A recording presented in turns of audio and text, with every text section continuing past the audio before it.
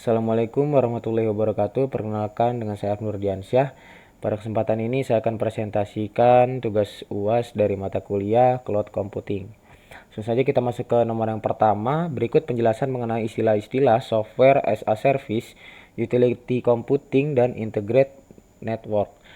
Yang pertama, Software as a Service. Software as a Service adalah model penyediaan perangkat lunak melalui internet yang memungkinkan pengguna untuk mengakses aplikasi tanpa harus menginstalnya atau mengelola infrastruktur yang dibutuhkan. Dengan SaaS, aplikasi dan data disimpan di server penyedia layanan dan dapat diakses dari berbagai perangkat. Contoh populer SaaS termasuk Google Workspace, seperti Gmail, Google Docs, dan Microsoft 365. Yang B, Utility Computing. Utility Computing adalah model komputasi yang memungkinkan pengguna untuk mengakses dan menggunakan sumber daya komputasi seperti daya pemrosesan, penyimpanan, dan bandwidth secara fleksibel dan terukur. Mirip dengan model utilitas lainnya seperti listrik atau air. Dalam model ini, pengguna hanya membayar untuk sumber daya yang mereka gunakan, dan sumber daya tersebut dapat diatur sesuai kebutuhan. Cloud computing seringkali menggunakan konsep utility computing. Yang C, Integrated Network. Integrated Network merujuk pada sistem jaringan yang menggabungkan berbagai layanan dan teknologi komunikasi seperti suara, data, dan video dalam satu infrastruktur yang terkoordinasi. Tujuannya adalah untuk meningkatkan efisiensi dan mempermudah pengelolaan jaringan. Dengan jaringan terintegrasi, perusahaan dapat mengelola berbagai layanan komunikasi dengan lebih baik dan mengurangi biaya operasional. Nomor 2, jelaskan dan gambarkan arsitektur network dari hybrid cloud computing. Hybrid cloud computing adalah model komputasi yang menggabungkan sumber daya dari cloud public dan cloud private untuk memberikan fleksibilitas dan lebih banyak pilihan dalam mengelola beban kerja dan data. Konsep utama dari hybrid cloud adalah memungkinkan organisasi untuk menggunakan cloud public untuk beban kerja tertentu yang membutuhkan skalabilitas dan cloud private untuk aplikasi atau data yang membutuhkan kontrol lebih besar atau tingkat keamanan yang lebih tinggi. Arsitektur hybrid cloud computing. Arsitektur hybrid cloud mengintegrasikan dua atau lebih jenis cloud public dan cloud privat, melalui koneksi yang aman dan memungkinkan aplikasi dan data berpindah antar kedua cloud tersebut. Di bawah ini adalah komponen utama dan gambaran tentang arsitektur tersebut. Komponen utama hybrid cloud. Yang pertama, cloud private. Cloud private adalah lingkungan cloud yang sepenuhnya dikelola untuk satu organisasi. Biasanya di-host di pusat data perusahaan atau oleh penyedia pihak ketiga yang disewa. Cloud private memberikan kontrol lebih besar terhadap sumber daya, privasi, dan keamanan data. Yang kedua, cloud public. Cloud public adalah layanan cloud yang disediakan oleh penyedia pihak ketiga seperti Amazon Web Service, Microsoft Azure, atau Google Cloud. Ini memungkinkan perusahaan untuk menggunakan layanan cloud secara lebih terjangkau dan scalable, tetapi dengan kontrol yang lebih rendah dibandingkan cloud private. Yang ketiga, jaringan dan koneksi. Jaringan menghubungkan cloud private dan public dan biasanya menggunakan VPN, Virtual Private Network, Direct Connect seperti AWS, atau layanan jaringan berbasis cloud lainnya. Ini memungkinkan data untuk dipindahkan dengan aman antar kedua cloud. Yang keempat, orkestrasi dan manajemen. Sistem orkestrasi mengelola pemindahan data dan beban kerja antara cloud private dan public. Alat manajemen hybrid cloud memungkinkan pengguna untuk mengontrol kedua lingkungan secara bersamaan dengan pengaturan kebijakan dan kontrol yang konsisten di seluruh lingkungan. Yang kelima, keamanan dan kepatuhan. Keamanan sangat penting dalam hybrid cloud. Penggunaan enkripsi, firewall, kontrol akses berbasis identitas, serta kebijakan kepatuhan di seluruh infrastruktur cloud adalah elemen penting dalam arsitektur hybrid cloud untuk menjaga data tetap aman di berbagai lingkungan. Selanjutnya, bagaimana hybrid cloud bekerja? Jadi, aplikasi dan data di cloud private. Aplikasi yang membutuhkan keamanan tingkat tinggi atau data sensitif disimpan di cloud private. Contohnya adalah aplikasi perusahaan yang mengelola data keuangan atau data pelanggan yang memerlukan privasi tinggi. Yang kedua, beban kerja di cloud public. Beban kerja lain yang lebih fleksibel dan tidak terlalu sensitif seperti aplikasi untuk pengujian dan pengembangan atau beban kerja dengan skala besar dapat dijalankan di cloud public. Cloud public memungkinkan organisasi untuk memperoleh skalabilitas instan sesuai dengan permintaan. Selanjutnya, pindah beban kerja atau workload migration. Arsitektur hybrid memungkinkan beban kerja untuk berpindah dari cloud private ke cloud public atau sebaliknya, tergantung pada kebutuhan organisasi. Misalnya, jika ada lonjakan permintaan untuk aplikasi, sebagian beban kerja dapat dipindahkan ke cloud public untuk skalabilitas sementara. Selanjutnya berikut adalah diagram arsitektur hybrid cloud computing. Penjelasan diagramnya, cloud private menyediakan infrastruktur yang sepenuhnya terisolasi untuk data dan aplikasi sensitif. Dikelola oleh organisasi atau pihak ketiga, biasanya lebih aman dan lebih terkontrol. Namun memerlukan biaya dan upaya yang lebih besar untuk pengelolaan.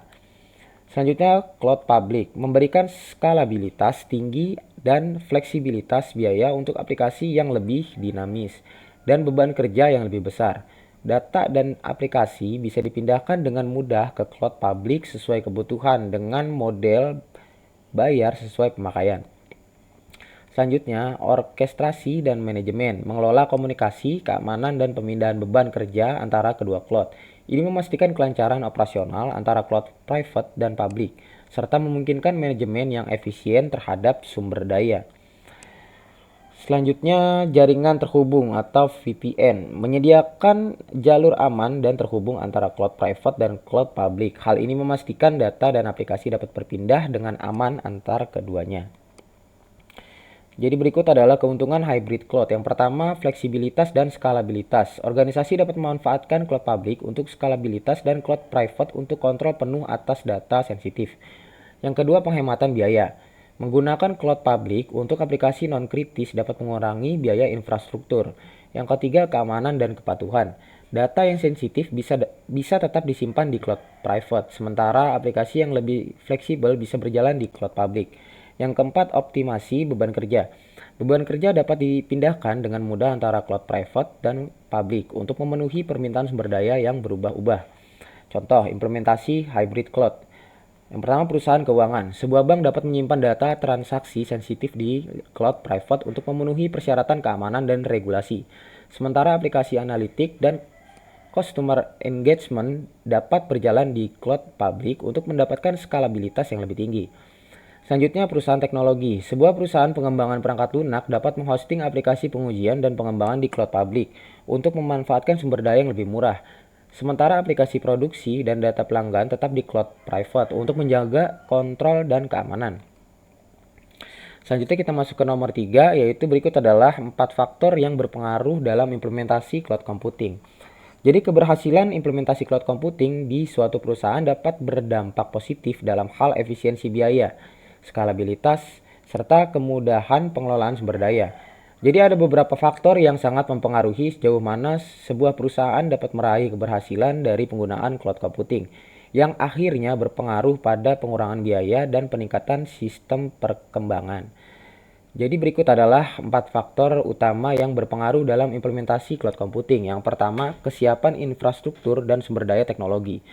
Penjelasannya, infrastruktur yang sudah ada di perusahaan sangat mempengaruhi transisi ke cloud computing. Perusahaan harus memastikan bahwa infrastruktur mereka dapat terintegrasi dengan baik dengan layanan cloud yang dipilih. Ini termasuk kesiapan server, jaringan, penyimpanan data, dan perangkat keras lainnya yang mendukung. Faktor penting yang harus diperhatikan adalah yang pertama, ketersediaan jaringan.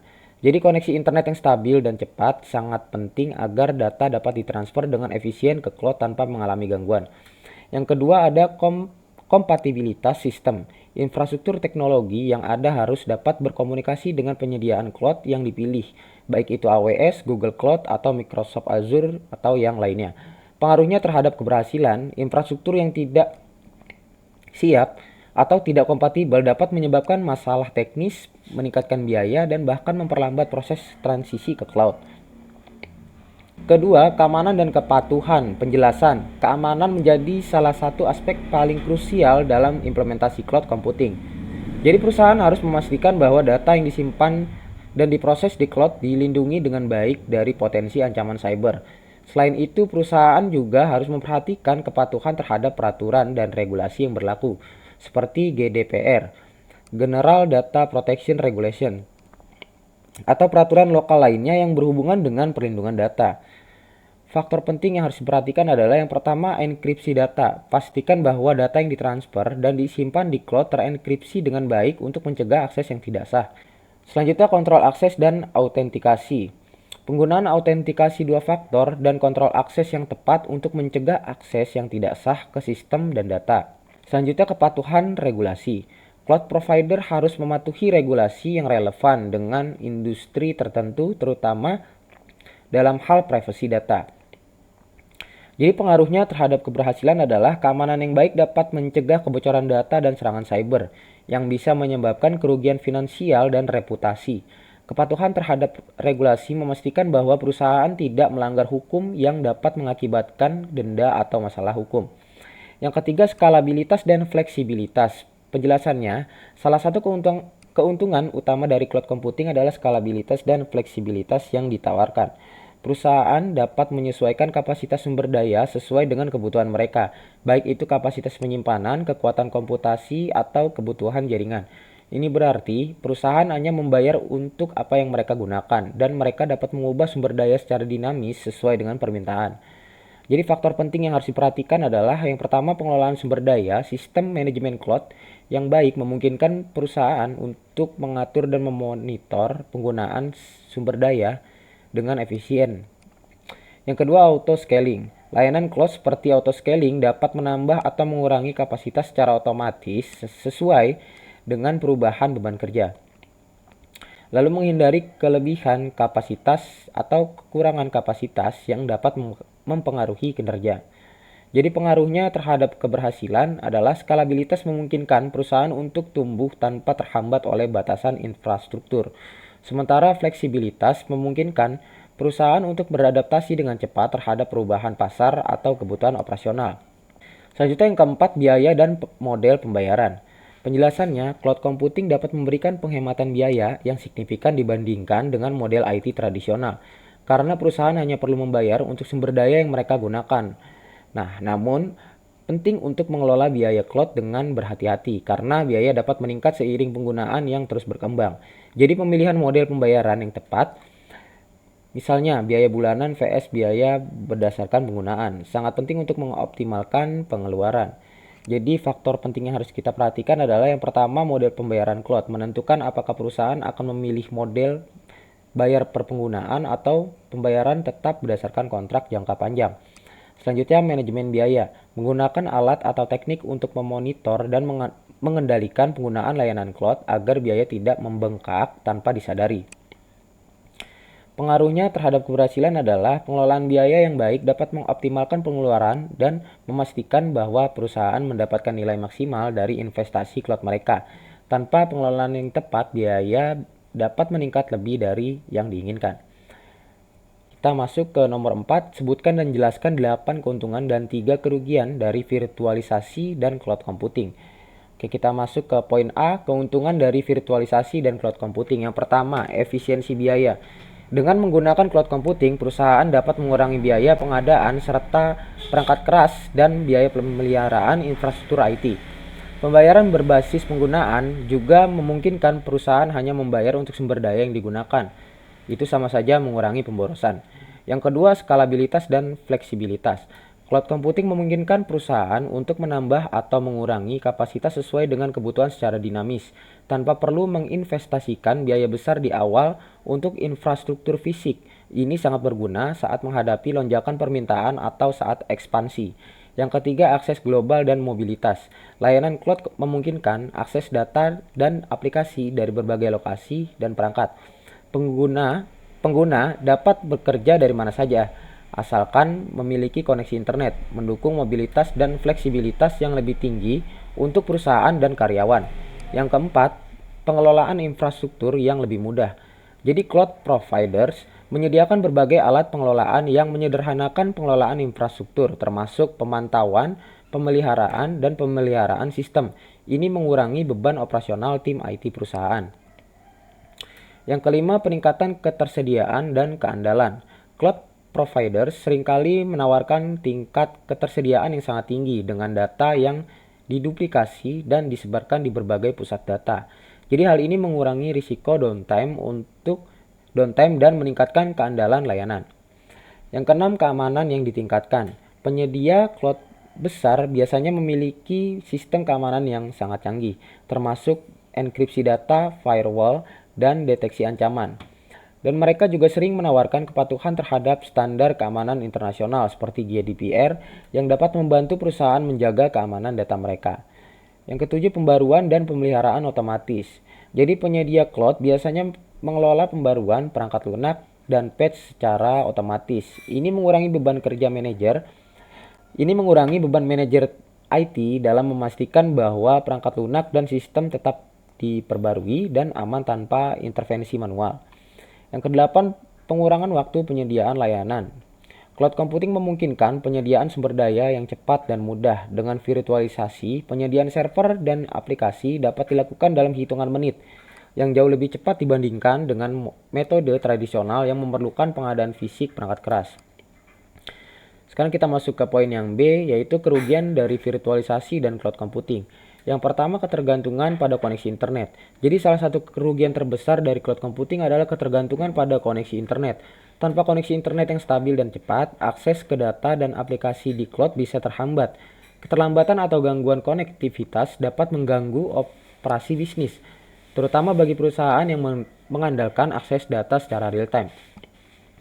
Yang kedua, masalah keamanan dan privasi data. Meskipun penyediaan cloud menawarkan fitur keamanan canggih, perusahaan yang menyimpan data sensitif di cloud harus mempertimbangkan resiko kebocoran atau pencurian data.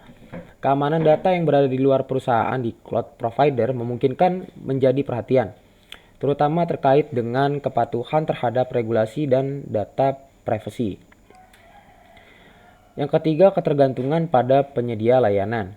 Perusahaan yang mengadopsi cloud computing sangat bergantung pada penyedia layanan cloud untuk ketersediaan dan performa layanan. Jika penyedia mengalami downtime atau masalah teknis, maka perusahaan juga akan terpengaruh. Selain itu, migrasi dari satu penyedia cloud ke penyedia lain bisa menjadi proses yang rumit dan mahal, dikenal dengan istilah vendor lock-in. Oke, sekian itu saja dari saya. Wassalamualaikum warahmatullahi wabarakatuh.